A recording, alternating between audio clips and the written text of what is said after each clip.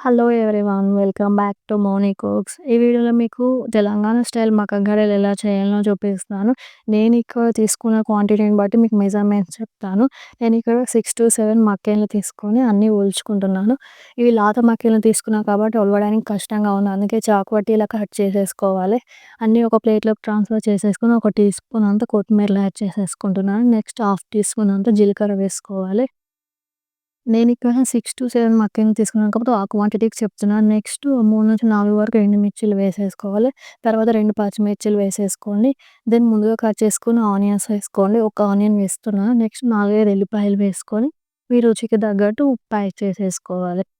మీరు కావాలనుకుంటే ఇక్కడ కొంచెం చక్కెర కూడా వేసేసుకోవచ్చు. అంతా మిక్స్ చేసి ఒక మిక్సీ జార్‌లోకి ట్రాన్స్‌ఫర్ చేసేసుకోండి. కొంచెం కొంచెం వేసుకుంటూ మిక్సీ పట్టేసుకోవాలి.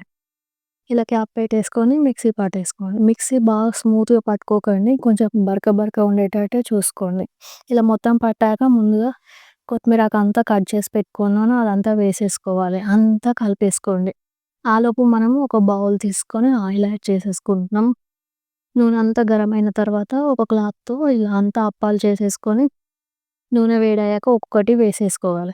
మీరు కావాలంటే డైరెక్ట్ చేతి మీదనే అప్పాలు చేసుకుంటూ ఆయిల్‌లో వేసేసుకోవచ్చు. బిగినర్స్‌కైతే ఇలా క్లాత్ మీద చేస్తే చాలా వస్తాయి. ఇలా ఒక్కొక్కటి వేసుకుంటూ వేయించుకోండి. ఒక సైడ్ మంచిగా వేగిన తర్వాత ఇంకో సైడ్ టర్న్ చేసుకుంటూ వేయించుకోవాలి. మీడియం ఫ్లేమ్ మీదనే పెట్టుకుంటూ చేయండి. మంచిగా క్రిస్పీగా అయ్యాక తీసేసుకుంటే చాలా బావుంటుంది. చూడండి ఇట్లా వన్ సైడ్ మొత్తం అంతా కలర్ వచ్చాక ఇంకో సైడ్ టర్న్ చేసేసుకోవాలి. నేను చెప్పే ప్రాసెస్‌లో మీరు ఒక్కసారి ట్రై చేయండి. చాలా బావుంటుంది. ఇట్లా 2 సైడ్ మంచిగా క్రిస్పీగా వేయాక తీసేసుకొని వేరే ఒక ప్లేట్‌లోకి ట్రాన్స్‌ఫర్ చేసేసుకొని తినండి. చాలా బావుంటుంది. మీరు ఒక్కసారి ట్రై చేసి కామెంట్ చేయండి ఎలా వచ్చిందో. Thank you for watching. See you on next video. Bye by.